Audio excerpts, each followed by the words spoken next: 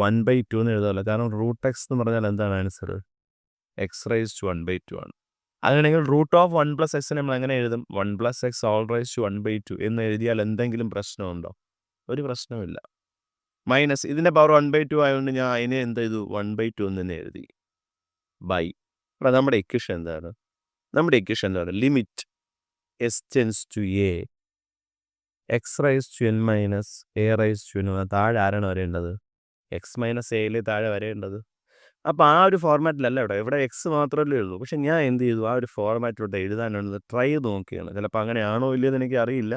ഞാൻ അത് ട്രൈ ചെയ്ത് നോക്കാൻ വിചാരിച്ചു. അപ്പോൾ ഈ മുകളിലത്തെ എന്താണ്? ഇവിടുത്തെ എക്സിന് വരുമ്പോൾ കിടക്കുന്ന ആരാണ്? 1 പ്ലസ് എക്സ് അല്ലേ? അപ്പോൾ ഞാൻ അങ്ങനെ ഒന്ന് എഴുതി നോക്കി.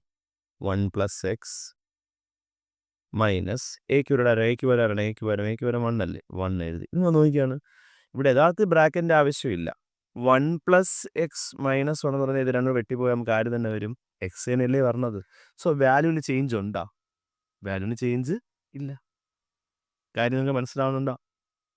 അതായത് ഒരു ഇൻഡയറക്റ്റ് ക്വസ്റ്റ്യനാണ്. അവിടെ എക്സ് എന്ന് പറഞ്ഞ സാധനം എന്താ? അതിനെ നമുക്ക് എങ്ങനെ ട്രാൻസ്ഫോം ചെയ്ത് മാറ്റാം? 1 പ്ലസ് എക്സ് മൈനസ് 1 എന്ന് എഴുതിയാൽ യാതൊരു തരത്തിലുള്ള പ്രശ്നവുമില്ല. കാരണം നമ്മളതിനെ സോൾവ് ചെയ്യുമ്പോൾ നമുക്ക് വരുന്നത് എന്ത് തന്നെയാണ്?